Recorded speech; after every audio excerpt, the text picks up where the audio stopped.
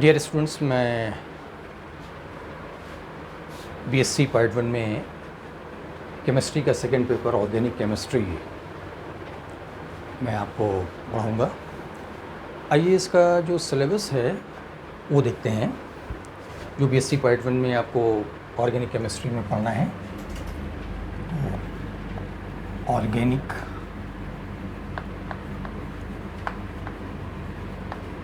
Chemistry,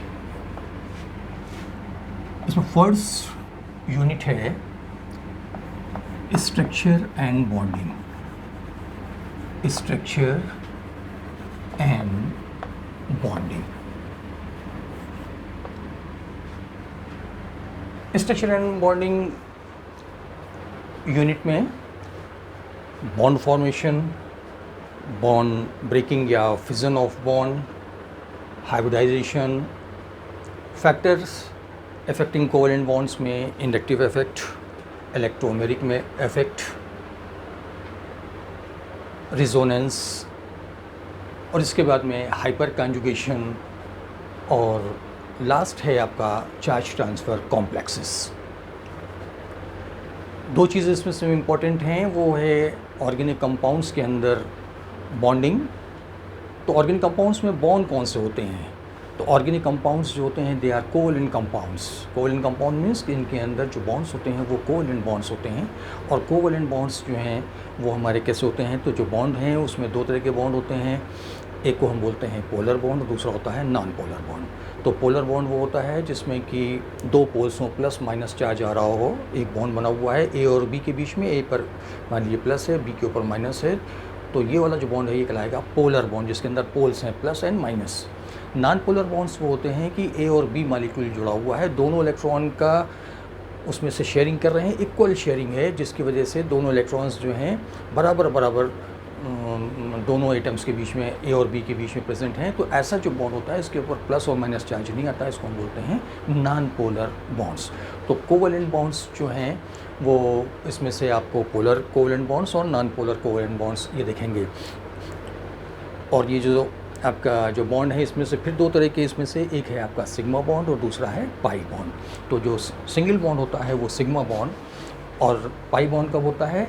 जब carbon carbon के बीच में एक सिग्मा बॉन्ड बन जाएगा तो फिर दूसरा पाई बॉन्ड बन सकता है। तो पाई बॉन्ड जो है अकेले एग्जिस्ट नहीं करता है, हमेशा वो सिग्मा बॉन्ड के साथ में होगा। तो सिग्मा बॉन्ड अकेले भी हो सकता है, लेकिन पाई बॉन्ड हमेशा किसके साथ होगा? सिग्मा बॉन्ड के साथ में होगा। तो ये तो हो गया हमारा structure and bonding. Structure bonding के बाद में यूनिट सेकेंड है हमारा mechanism of organic reactions. Organic reactions. अब ये जो ऑर्गेनिक कंपाउंड्स हैं, ये ऑर्गेनिक कंपाउंड्स कौन कौन से रिएक्शंस देते हैं और उन रिएक्शंस में ये रिएक्शंस होते कैसे हैं?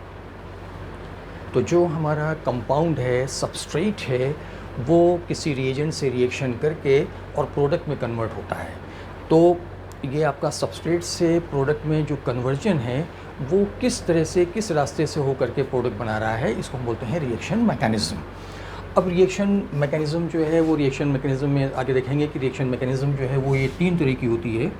तो पहली तो हो जाती है हमारी नॉन आयनिक मैकेनिज़्म। अब नॉन आयनिक मैकेनिज़्म या इसको हम बोलते हैं कंसर्टेड रिएक्शंस। कंसर्टेड रिएक्शंस में ये बाद में देखेंगे। दूसरा हो गया हमारी आयनिक मैकेनिज़्म। आयनिक मैकेनिज़्म। अब आयनिक मैकेनिज़्म का मतलब ये हुआ कि जो कोई एक बॉन्ड है ए और ए बी का जो बॉन्ड है वो ब्रेक हो रहा है, दोनों बॉन्डिंग इलेक्ट्रॉन्स किसी एक के ऊपर जा रहे हैं। तो एक हो गया पॉजिटिव, ए हो गया पॉजिटिव वाला और बी हो गया नेगेटिव वाला। तो जब इस तरह से बॉन्ड्स टूटते हैं वो जो मैकेनिज्म हम देखेंगे तो वो हो जाती है आयनिक मैकेनिज्म की। और तीसरा है free radical mechanism. Free radical mechanism. तो ये फ्री रेडिकल मैकेनिज्म। तो ऑर्गेनिक रिएक्शंस, जो ऑर्गेनिक रिएक्शंस हैं मेनली वो तीन तरह के होते हैं। पहला होता है सब्स्टिट्यूशन रिएक्शंस, दूसरा होता है एडिशन रिएक्शंस और तीसरा होता है रीअरेंजमेंट रिएक्शंस। तो कौन सा रिएक्शंस हो रहा है और किस तरह से हो रहा है ये डिस्कस करते हैं हम लोग मैकेनिज़्म ऑफ ऑर्गेनिक रिएक्शंस। अब ऑर्गेनिक रिएक्शंस मैकेनिज़्म के बाद में तीसरी यूनिट हमारी third unit is a stereochemistry. Stereochemistry बड़ा इम्पॉर्टेंट और इंटरेस्टिंग टॉपिक है ये स्टीरियोकेमिस्ट्री। तो अब स्टीरियोकेमिस्ट्री जो है इसको आप ऐसे समझ लीजिए स्ट्रक्चर इन 3D। अभी तक आप जितने रिएक्शंस लिखते रहे हैं तो इसके ऊपर हम बोर्ड के ऊपर लिखते हैं, और जब बोर्ड के ऊपर लिखते हैं तो इसमें से 2D स्ट्रक्चर हम बता सकते हैं। इसमें से एक बॉन्ड आपने ऐसे दिखा दिया, दूसरा दोनों बॉन्ड्स जो हैं वो आप प्लेन के ऊपर दिखाते हैं। अब बोर्ड के अलावा एक तो ये बोर्ड का प्लेन हो गया, अब इसमें से एक डायरेक्शन से ये जा रहा है, एक डायरेक्शन से ये जा रहा है, एक डायरेक्शन से ये है और एक डायरेक्शन से ये है। तो ये 4 डायरेक्शंस में जब अगर आप किसी को दिखा रहे हैं तो एक बोर्ड का डायरेक्शंस हो गया और 3 डायरेक्शंस जो हैं बोर्ड के अलग हो गए। तो इसको हम बोलते हैं 3D डायमेंशन स्ट्रक्चर। और 3D मॉलिक्यूल बना करके और उस 3D स्ट्रक्चर की वजह से जो आइसोमेरिज्म शो करता है उसको हम बोलते हैं स्टीरियो आइसोमेरिज्म। और इसी की केमिस्ट्री जब आप पढ़ते हैं तो उसको बोलते हैं स्टीरियोकेमिस्ट्री। तो स्टीरियोकेमिस्ट्री में क्या पढ़ेंगे हम? Structure in 3 dimension. तो नंबर 4, अब यहाँ से आपका नंबर 4 पे हो गया nomenclature. Nomenclature of organic compounds.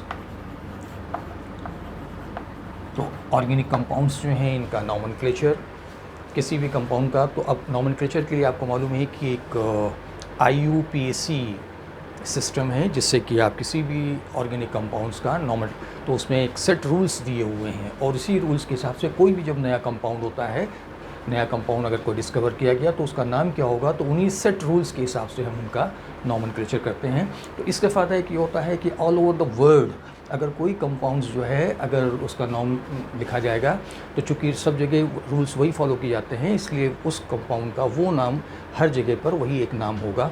तो उससे ये होता है कि रिसर्च में ये आसानी होती है कि ग्लोबल रिसर्च होती है। अगर हम इंडिया में कोई रिसर्च हो रही है तो उसी पेपर को देख करके, जर्नल्स को देख करके और वर्ल्ड के किसी भी कोने में आदमी जो है उसी रिसर्च को और आगे बढ़ा सकता है। तो ये हो गया नॉमेनक्लेचर। नॉमेनक्लेचर के बाद में 5वां अब यहाँ से स्टार्ट होता है और वो है आपका एल्केन्स। अब एल्केन्स में देखिए, ये एल्केन्स क्या होते हैं? ये सैचुरेटेड हाइड्रोकार्बन्स हैं। हाइड्रोकार्बन्स क्या होते हैं? सबसे सिंपलेस्ट ऑर्गेनिक कंपाउंड्स जो हैं वो हाइड्रोकार्बन्स होते हैं, क्योंकि ये सिर्फ कार्बन और हाइड्रोजन से मिल करके बने होते हैं। तो ऐसे कंपाउंड्स जो सिर्फ कार्बन और हाइड्रोजन से मिल करके बने हुए हैं उनको हम बोलते हैं hydrocarbons. So those compounds which are made up of only carbon and hydrogen are known as hydrocarbons. तो कार्बन हो गया और सिर्फ हाइड्रोजन हो गया, हाइड्रोकार्बन्स हो गए। और ये हाइड्रोकार्बन्स जो होते हैं ये 2 तरह के होते हैं। एक होता है आपका saturated hydrocarbon, saturated hydrocarbons. Saturated hydrocarbons का मतलब क्या होता है कि कार्बन की चारों वैलेंसीज जो हैं वो ज़्यादातर इसकी कार्बन की जो वैलेंसीज हैं वो हाइड्रोजन से सैचुरेट होती हैं, हाइड्रोजन से सेटिस्फाइड होती हैं। हाइड्रोजन, हाइड्रोजन, हाइड्रोजन और हाइड्रोजन, ये कहलाता है सैचुरेटेड हाइड्रोकार्बन। और सैचुरेटेड हाइड्रोकार्बन क्या होता है? वो होते हैं जिसमें सब सिर्फ सिंगल बॉन्ड होते हैं, सिग्मा बॉन्ड होते हैं। ठीक है। अब दूसरा हो गया, तो ये हो गया इसका एल्केन्स। आपको मालूम ही है CnH2n+2 फार्मूला होता है, एल्केन्स हो जाएगा। नेक्स्ट वन आ गया हमारा एल्कीन्स। एल्कीन्स, अब इसमें एल्केन्स और एल्कीन्स में क्या फ़र्क हो रहा है? ALKANESS तो प्लूरल फॉर्म है, तो चलिए इसको कर दें। तो ANE, इसमें सफिक्स क्या निकल रहा है? ANE, N. एन के माने होता है सिंगल बॉन्ड, सिर्फ कार्बन में सिंगल बॉन्ड। ईन, ENE, ईन का मतलब क्या होता है? कार्बन में डबल बॉन्ड। तो ये कार्बन हो गया, कार्बन कार्बन में डबल बॉन्ड आ गया, तो इसमें से एक सिग्मा बॉन्ड, एक पाई बॉन्ड। तो चूंकि यहाँ पे डबल बॉन्ड है, डबल बॉन्ड के लिए क्या आता है? ईन आता है, तो ये हो गया ईन। 7वां हो गया हमारा alkyne.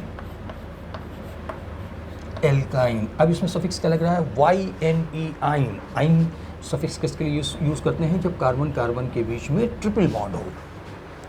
Carbon carbon single bond, carbon carbon double bond, carbon carbon triple bond. तो कार्बन कार्बन सिंगल बॉन्ड वाले एल्केन्स हो गए, डबल बॉन्ड वाले एल्कीन्स हो गए, ट्रिपल बॉन्ड वाले एल्काइंस हो गए। तो अब ये एल्काइंस हो गए। अब इसमें हम देख रहे हैं कि ये सिंगल बॉन्ड वाले हैं और ये वाले जो हैं डबल और ट्रिपल बॉन्ड वाले हैं। इसके अंदर जब कार्बन कार्बन में डबल और ट्रिपल बॉन्ड हो गया तो देखिए हाइड्रोजन का नंबर कम हो गया। यहाँ पर क्या हो रहा था, ईथेन में CH3 था, ठीक। एल्कीन में क्या हो गया, सिर्फ CH2 और CH2 दो हाइड्रोजन कम हो गए, एक पाई बॉन्ड बन गया। इसके केस में क्या हो रहा है, सिर्फ दो कार्बन और दो हाइड्रोजन, तो तीन वैलेंसीज तो कार्बन के साथ में जुड़ी हुई हैं और सिर्फ एक हाइड्रोजन है। तो जैसे जैसे देखें हाइड्रोजन कम होता जा रहा है तो कंपाउंड हमारा अनसैचुरेटेड होता जा रहा है, हाइड्रोजन का नंबर कम होता जा रहा है। तो ये एल्कीन्स जो है और ये एल्काइंस जो हैं ये कहलाते हैं अनसैचुरेटेड हाइड्रोकार्बन्स। तो इन दोनों में अगर आप कंपेयर करें ज़्यादा अनसैचुरेटेड कौन सा है, ज़्यादा अनसैचुरेटेड ये वाला है जिसमें नंबर हाइड्रोजन का बहुत कम है। तो इसका फार्मूला होता है CnH2n, नीचे वाले का इसका होता है CnH2n-2। तो यहाँ +2 था, सिर्फ यहाँ पर H2n रह गया, यहाँ पर H2n-2 हो गया, ये हो गया हमारा एल्काइन। अब इस एल्काइन के बाद में नेक्स्ट यूनिट है हाइड्रोकार्बन्स पूरे हो गए, ये एलिफेटिक हाइड्रोकार्बन्स पूरे हो गए। अब आया यहाँ पर आपका एरोमेटिक हाइड्रोकार्बन्स, एरोमेटिक हाइड्रोकार्बन्स। अब इस एरोमेटिक हाइड्रोकार्बन्स एंड कोल तार डिस्टिलेशन,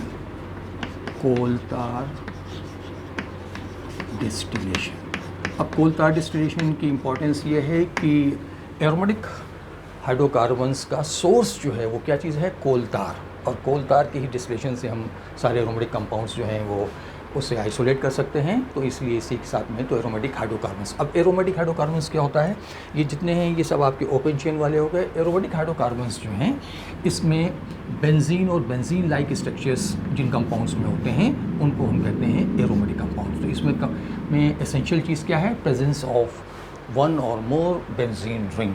बिना बेंजीन रिंग के कोई कंपाउंड जो है वो आपका एरोमेटिक नहीं हो सकता है, ये अभी इस स्टेज के लिए। तो एरोमेटिक हाइड्रोकार्बन्स हो गया। अब इस एरोमेटिक हाइड्रोकार्बन्स के बाद में नेक्स्ट यूनिट है हमारा, और नेक्स्ट यूनिट है एल्किल हैलाइड्स। अब ये एल्किल हैलाइड्स क्या होते हैं, एल्किल हैलाइड्स जो एल्केन्स हैं हमारे, एल्केन्स में सबसे सिंपल ले लिया हमने मीथेन।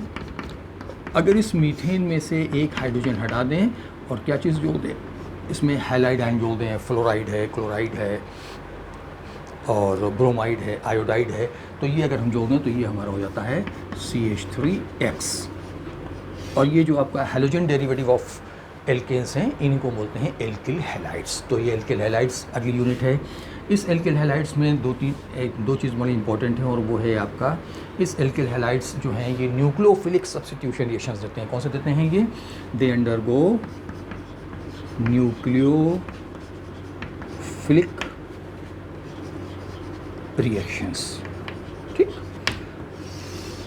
अब ये न्यूक्लियोफिलिक रिएक्शंस देते हैं तो जो इसकी मैकेनिज़्म है, इसकी SN1 मैकेनिज़्म और दूसरी हो गई SN2 रिएक्शन मैकेनिज़्म। अब देखिए इसको ऐसे ही लिखते हैं, S और N दोनों कैपिटल लिखेंगे, लेकिन S का साइज़ बड़ा होगा, N का साइज़ छोटा होगा, और A फिर यहाँ पर बिल्कुल S के बराबर वाला साइज़ होगा। इसी तरह से SN2 क्या मतलब होता है इसका, S का मतलब होता है सब्स्टिट्यूशन रिएक्शंस। कौन सा सब्स्टिट्यूशन रिएक्शंस, न्यूक्लियोफिलिक। तो सब्स्टिट्यूशन रिएक्शन न्यूक्लियोफिलिक, और ये है मॉलिक्युलरिटी ऑफ रिएक्शन, ये है यूनिमॉलिक्युलर। तो यूनिमॉलिक्युलर न्यूक्लियोफिलिक सब्स्टिट्यूशन रिएक्शंस, इसका शॉर्ट फॉर्म क्या है, SN1। SN2 क्या हो गया, न्यूक्लियोफिलिक सब्स्टिट्यूशन रिएक्शंस, और ये क्या है, बाई मॉलिक्युलर। तो by molecular nucleophilic substitution reactions mechanism जो होती है उसको हम लिखते हैं SN2। तो ये SN1 SN2 रिएक्शन मैकेनिज्म है, ये इसमें से इंपॉर्टेंट है, इसी के ऊपर क्वेश्चंस आते हैं। ये आगे हम इसको जब देखेंगे तब इसमें SN1 एंड SN2। तो ये हो गया alkyl halides. And the next one is आ गया हमारा एरिल हैलाइड्स। अब एरिल हैलाइड्स क्या है, एरिल हैलाइड्स में एरोमेटिक रिंग जो है, इस एरोमेटिक रिंग का इसमें से एक हाइड्रोजन को हटा दें और हैलाइड लगा दें। वहाँ पे एल्केन में हटाया था, यहाँ पर एरोमेटिक हाइड्रोकार्बन बेंजीन से हम हटा रहे हैं। तो जब बेंजीन से हमने हटाया तो ये हाइड्रोजन हमने यहाँ से हटा दिया, ये हाइड्रोजन हट गया और क्या चीज़ हो गया इसमें से एक्स जो हो गया।